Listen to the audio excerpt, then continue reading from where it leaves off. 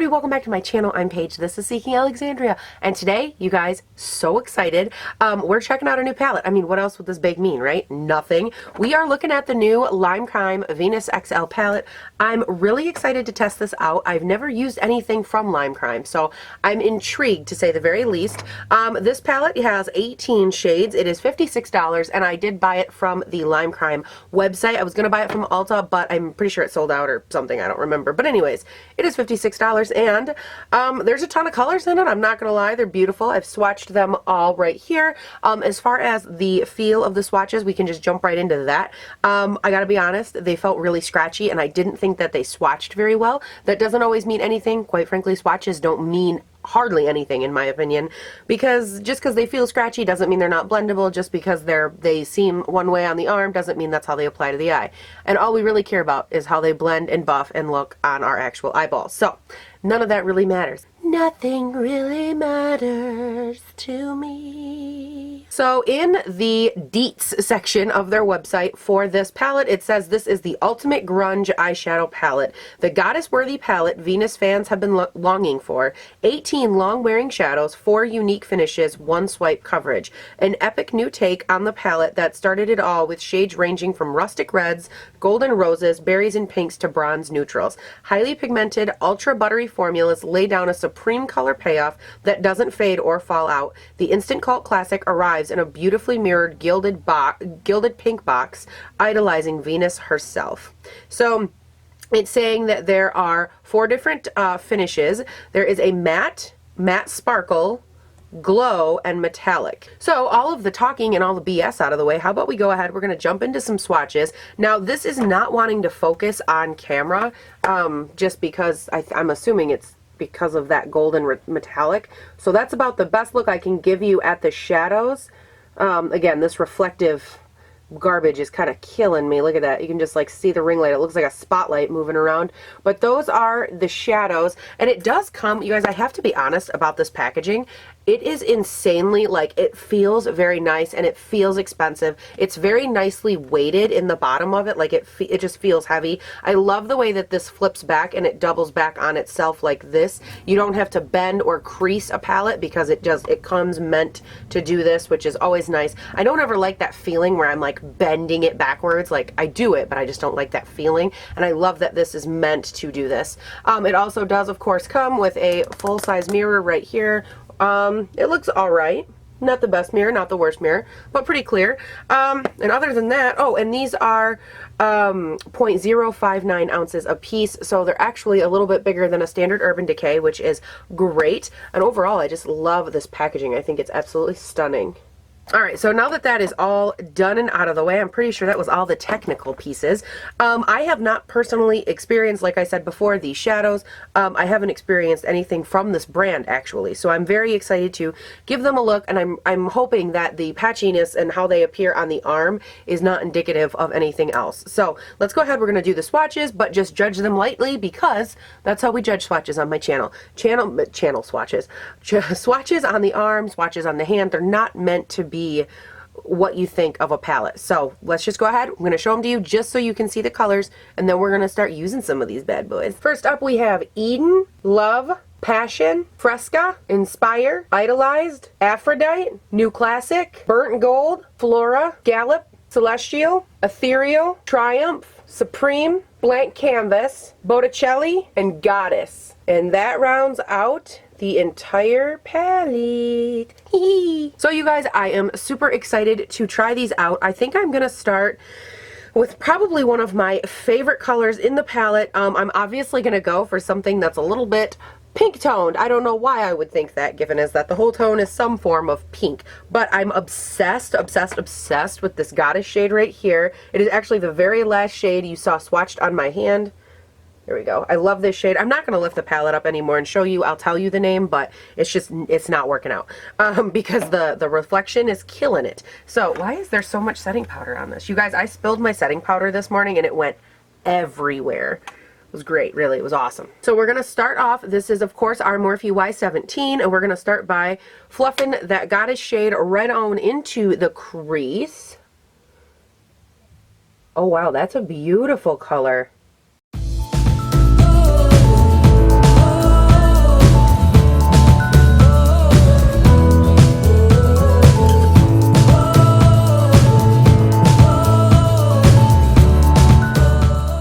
I love this color. That built up so beautifully. It actually diffused really nicely too. Holy crap. Like, you'd never know that I didn't put down a lighter transition shade. That's really beautiful. See how nice that blends up there? Oh my gosh. There is quite a bit of kick in pan, but so far no fallout, so that's a good thing. They do seem to be very blendable. Next up, we're gonna go in with the shade Triumph. It is a nice like burgundy shade, which obviously you will see. Same brush. You guys know me. I'm not like a huge fan of complicating eye looks or like, not complicating eye looks, but you know, to me, if I know what I'm going for, and this portion of the eye look for me is like the simplest part.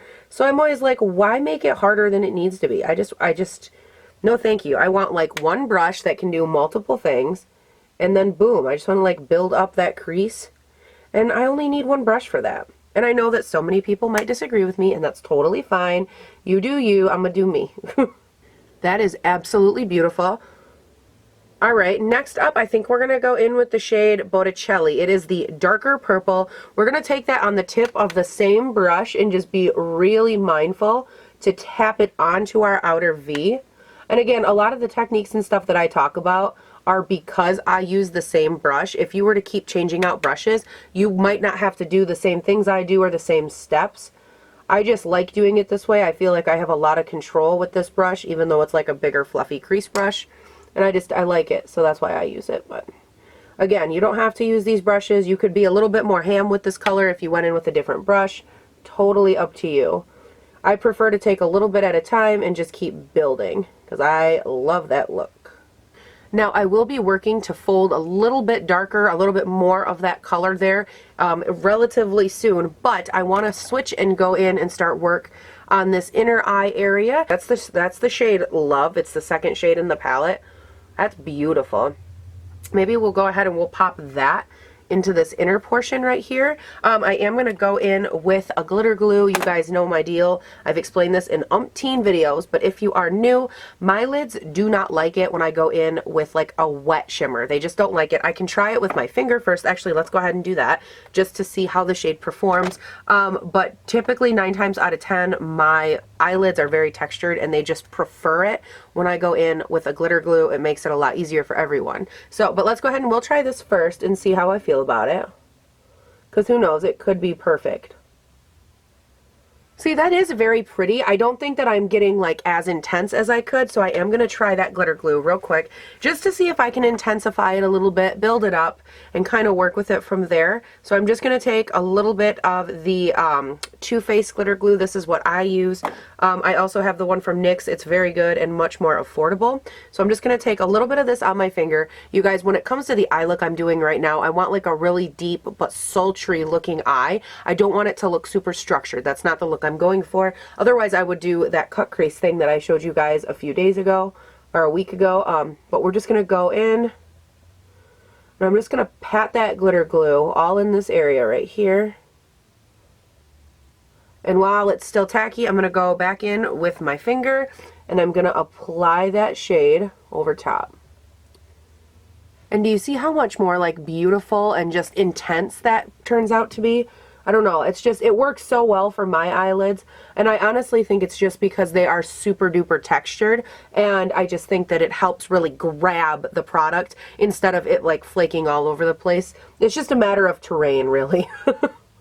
Now, at this point, honest to God, you could be done with this. You could stop here and be like, oh, I love this, because this does look really beautiful. But again, we're testing a palette, so not that easy. I'm going to go in with the shade Passion, which is this super hot pink shade. And I only show it to you in pan because when I tell you it's hot pink, it doesn't even translate remotely as pink on camera as it does in this pan in real life. But I'm just taking some of this. This is on my Wayne Goss number 6 brush, and I'm going to set that down right in between that shimmer shade and the transition work I was doing with the outer V. Just right in that area, ever so lightly. I'm just tapping it around just to really make an effortless blend right there. It's just going to serve as the perfect transition color that still lets me punch the eye but blend at the same time. That looks so beautiful. Oh my goodness, that's gorgeous.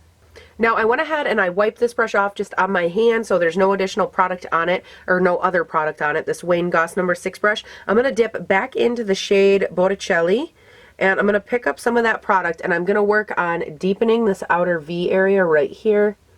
And again, Wayne Goss brushes are a real hair brush, so anytime you use them, be mindful that you will be picking up quite a bit more color, a lot more pigment than you would with a synthetic brush. So that's why I chose this brush, because I really want to pack on all that dark color right there and really just deepen up that outer V.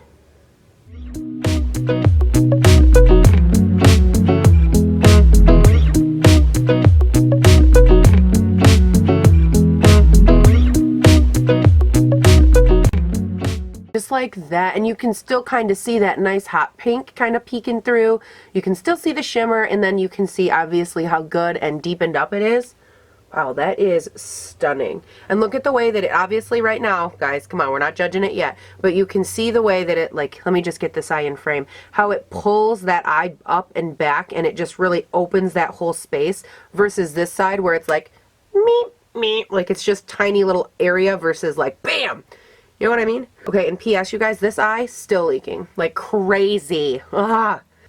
Now I'm actually going to go in with the shade Scallop. It's a super, super light pink shade, and I'm going to mix that with the shade Blank Canvas to create like a very, very light peachy color. And we're actually going to we're going to blend down this area right here and just kind of soften that whole area, because I feel like it's really harshly transitioning. And this is just with my Wayne Goss number 4 brush, but any kind of like a more pointy, fluffy brush will do. Just something that you can really get up in there and blend. This is one of those instances where I don't mind that it goes up super high, because I'm going to go in with this flat brush right here, and I'm going to go into the shade Blank Canvas all by itself, and I'm going to run that along my upper brow bone.